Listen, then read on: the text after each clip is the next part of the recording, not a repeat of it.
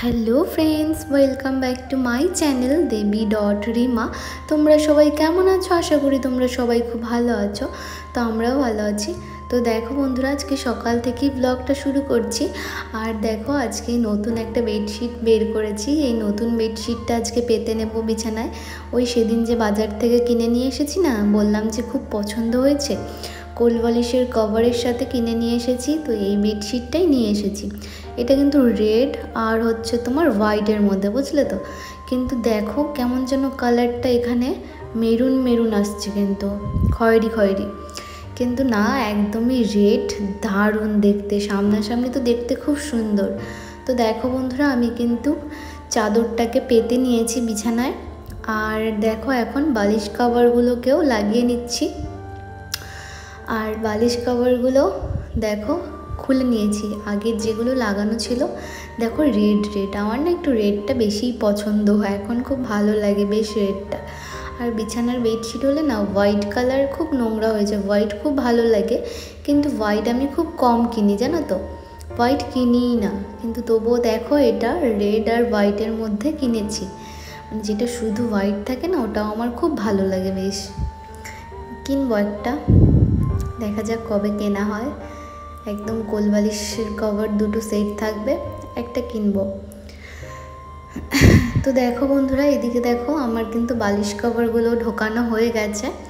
আর এদিকে দেখো কোলবালিশগুলোকেও সাজিয়ে রেখে দিয়েছি। আর এদিকে মশারিটার ওপরে এই ব্ল্যাঙ্কেট ট্যাঙ্কেটগুলোও ভাঁজ করে রেখে দিয়েছি।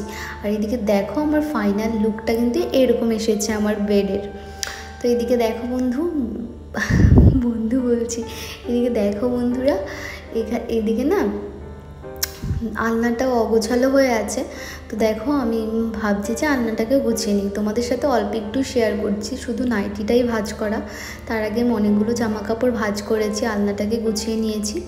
আর এদিকে দেখো আলনাটাও কিন্তু গোছানো হয়ে গেছে। এখন গোছালাম তো বিকেলের মধ্যেই মাম্মা ওলট পালট করে দেবে। আর এদিকে দেখো সোফাটাও নোংরা ছিল, তো সোফাটাও দেখো পরিষ্কার করলাম। আর এদিকে দেখো, এখন আমি সোফা টোফা পরিষ্কার করে ওই ঘরটা পরিষ্কার করে দিয়েছি, ঝাড়ু দিয়ে দিয়েছি। মাম্মামের পাপা ল্যাপটপে কাজ করছে, আর মাম্মাম ওই বিছানাটাও ঝেড়ে দিয়েছি, মাম্মাম বসে বসে খেলা করছে। আর ওটা তোমাদের সাথে শেয়ার করা হয়নি। তো ওদেরকে আগে ভালো করে ওই ঘরটা ঝাড়ু টাড়ু দিয়ে ওদেরকে ওই ঘরে দিয়ে তারপর দেখো আমি এই ঘরটা পরিষ্কার করছি। আর তো দেখো বন্ধুরা, এদিকে কিন্তু আমার ঝাড়ু দেওয়া হয়ে গেছে ঘরটা। আর এদিকে বাথরুমের সামনেটাও ঝাড়ু দিয়ে নেব ভালো করে। আর দেখো পাপোশ কিনবো কেনা হচ্ছে না, মাম্মামের পাপার একটা টি শার্টই রেখে দিয়েছি ওখানে, এটা পরে না, এটাই পাপোশের কাজ হয়ে যায়। তো যাই হোক বন্ধুরা, দেখো এইদিকে কিন্তু আমি রান্নাঘরটাও ঝাড়ু দিয়ে নিয়েছি। আর এখন এই ফ্রিজের এদিকটাও ভালো করে ঝাড়ু দিয়ে নিচ্ছি, জানো তো। মানে একটু ঝাড়ু না দিলেই, মানে তুমি যদি মনে করো একবেলা ঝাড়ু না দাও, খুব খারাপ পরিস্থিতি হয়ে যায়, খুব নোংরা হয়ে যায় শ্বেত পাথরগুলো। আর যখন মনে করো একটু ঝাড়ু দেওয়া যায় না, একটু পরিষ্কার করা হয়, একদম মন্দিরের মতো খুব সুন্দর লাগে, একদম ঠান্ডা, বেশ মন্দির মন্দির একটা ফিলিংস দেয়, আমার খুব ভালো লাগে। তো সেই জন্য যতটা পারি পরিষ্কার রাখার চেষ্টা করি। আর এদিকে ব্যালকনিটাও কিন্তু আমি ঝাড়ু দিয়ে নিয়েছি, নোংরাগুলোকে ফেলে দিয়েছি, তোমাদের সাথে শেয়ার করা হয়নি। কত শেয়ার করবো বলো তো, ক্যামেরা লাগাতেও না একটা টাইম লাগে, জানো তো, সেই টাইমটুকুও আমার থাকে না। সকালে তাড়াহুড়ো করে কাজ করি, এই ল্যাপটপ থেকে কাজ করে এসে তারপর দেখো এখন আমি রান্না করছি শুটকি মাছের ঝোল। আর দেখো বেগুন কেটে নিয়েছি, রসুন ছুলে থেতো করে নিয়েছি, পেঁয়াজ কেটে নিয়েছি। আর জানো তো আমাদের কাঁচা লঙ্কা শেষ হয়ে গেছে, তো সেই জন্য রান্নাটা আমাকে বাধ্য হয়ে সর্ষের তেল, মানে শুকনো লঙ্কাতেই করতে হচ্ছে, জানো তো। তো দেখো বন্ধুরা, এদিকে তেলের মধ্যে আমি দিয়ে দিয়েছি ফোড়ন দিয়েছি জিরে আর হচ্ছে তেজপাতা।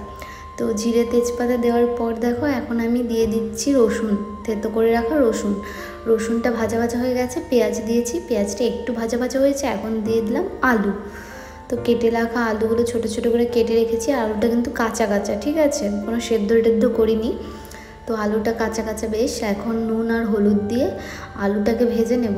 তো আলুটা আমার যখন ভাজা হয়ে যাবে, তখন আমি আলুটার মধ্যে দিয়ে দেব দেখো তোমরা কিভাবে রান্নাটা করি। আগেই যদি বলে ফেলি তাহলে কি তোমরা আমার ব্লগটা দেখবে বলো তো? তো সেই জন্য আমি রান্না করতে থাকি আর তোমরা আমার ব্লগটাকে দেখতে থাকো। তো দেখো বন্ধুরা, আমার কিন্তু আলুটা কিন্তু হয়ে গেছে ভাজা। আর এখন দেখো আমি আলুটার মধ্যে দিয়ে দিলাম বেগুন। আর জানো তো এই রান্নার এখানে না মোবাইলটা সেট করতে যে মানে কি প্রবলেম হয় আমার, কি বলবো জানো তো। একটা টুল নিয়ে তারপর ওর ওপরে স্ট্যান্ড রেখেছিলাম, তারপর কি হয়েছে বারবার পড়ে যাচ্ছে জানো না তো। মোবাইলটা একটু হলে আমার কড়াইয়ের মধ্যেই পড়ে যেত, মানে এরকম অবস্থা জানো তো। মানে ঠিকঠাক সেটও করতে পারছি না জানো। আর আমার স্ট্যান্ডটাও না ভেঙে গেছে জানো তো, দুটো স্ট্যান্ডই ভেঙে গেছে। দেখা যাক কবে স্ট্যান্ড কেনা হয়, ততদিন আমাকে এটাই চালাতে হবে। আর দেখো বন্ধুরা, এদিকে কিন্তু বেগুনটাকেও ভাজতে দিয়ে ওইদিকে আমি বাসন ধুয়ে নিচ্ছি।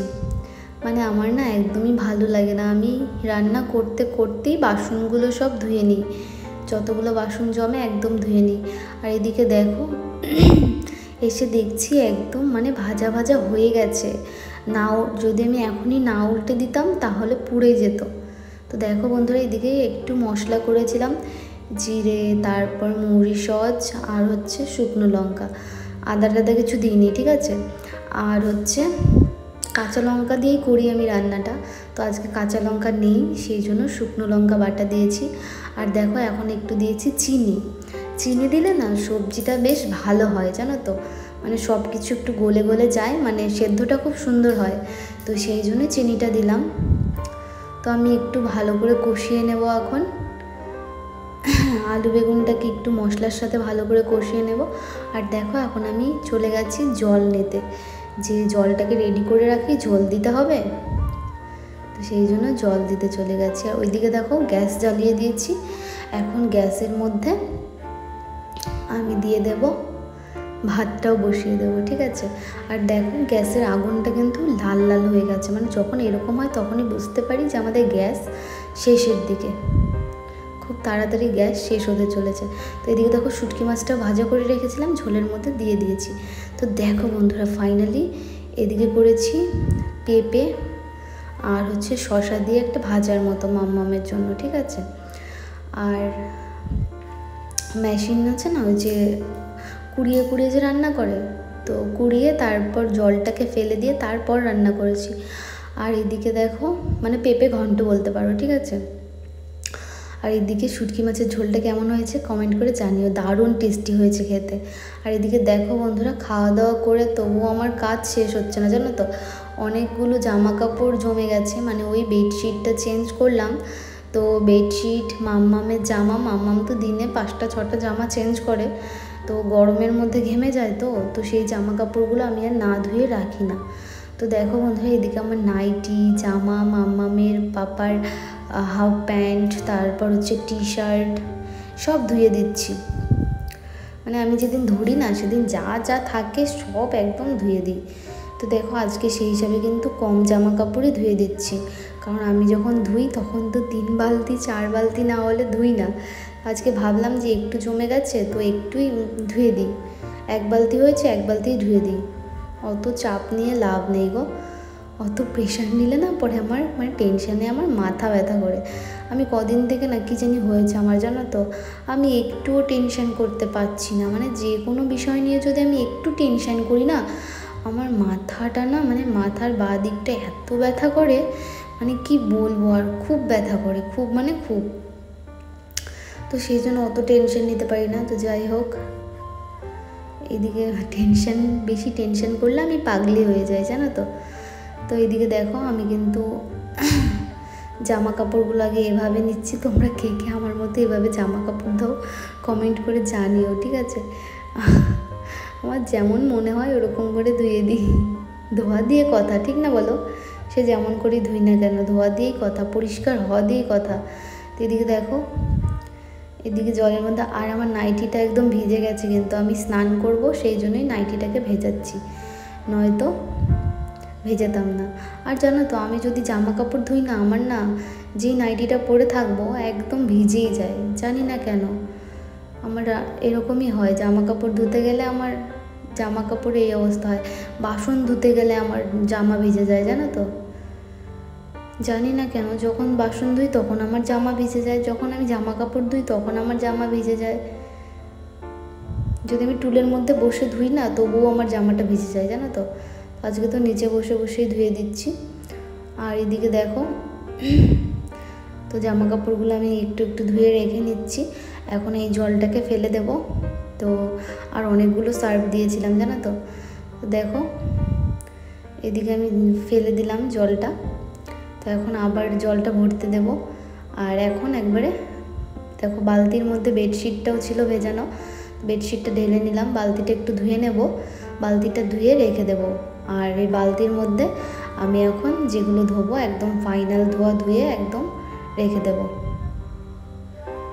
দেখো ভিডিওটা যখন আমি এডিট করছি তখন ভাবছি দেখতে কতটা সোজা মনে হয়। হ্যাঁ, সারাদিনের কাজগুলো কি সুন্দর 10 মিনিটেই মনে হয় শেষ, 10 মিনিটেই দেখতে পারি আমরা। কিন্তু সারাদিন যে সেই কাজগুলোর মধ্যে কতটা কষ্ট থাকে সেটা শুধু তখনই বোঝা যায়, সারাদিনই বোঝা যায়। তারপর দেখতে তো বেশ ভালোই লাগে, ছোট ছোট অল্প অল্প। আর সব তো আর ক্যাপচার করা হয় না, বাসন ধোয়া, তারপর হচ্ছে ঘর মোছা, মানে সব ক্যাপচার করতে পারি না গো। মাম্মামকে ভাত খাওয়ানো, খাবার খাওয়ানো, ওষুধ খাওয়ানো, মানে যতটুকু পারি, যতটুকু ভাবি যে এতটুকু করা যায় ততটুকুই করি। মাম্মামকে স্নান করানো, প্রচুর। আজকে দেখো পুজো করেছি, কিন্তু পুজোটার ব্লগের মধ্যে দিইনি, মানে বড় হয়ে যাচ্ছে ব্লগটা অনেক। আর কি বলবো, আর কত আর ক্যাপচার করব। আজকে জানো তো পুজো করেছি কিন্তু ভিডিও করিনি। কি রোজ রোজ একই ভিডিও দেবো বলো তো। এদিকে দেখো আমার কিন্তু জামা কাপড়গুলো ধোয়া হয়ে গেছে। মাম্মামের জামা কাপড়, আমার নাইটি, মাম্মামের পাপার কয়েকটা জামা কাপড়। আর এখন দেখো আমি বেডশিটটা ধুয়ে নিচ্ছি। তো বেডশিটটা দেখো এইদিকে ভালো করে বালিশ কভারটা ধুয়ে নেব। আর আমার না জামা কাপড় ধুতে অতটাও খারাপ লাগে না, জানো তো, বেশ ভালোই লাগে। কিন্তু ছোটোবেলায় না আমার আরও বেশি ভালো লাগতো, জানো তো। কিন্তু এখন তো কোনো কাজ করতে ইচ্ছে করে না। আগে খুব ভালো লাগতো আমার জামা কাপড় ধুতে, ঘর ঝাড়ু দিতে, উঠোন ঝাড়ু দিতে, পুজো করতে, ঘর মুছতে খুব ভালো লাগতো। এখন কাজগুলো করতে করতে, আগে মানে মা করতে দিত না, তো সেই জন্য করতে ইচ্ছে করতো, জানো তো। আর এখন করতে হয় বলে এখন আর ভালো লাগে না। একবার করতে করতে কোনো কিছুই আর ভালো লাগে না। ঠিক বললাম না বলো? তোমরা যারা যারা আমার সাথে একমত অবশ্যই কমেন্ট করে জানিও। একটা জিনিস করতে করতে আর ভালো লাগে না সেই।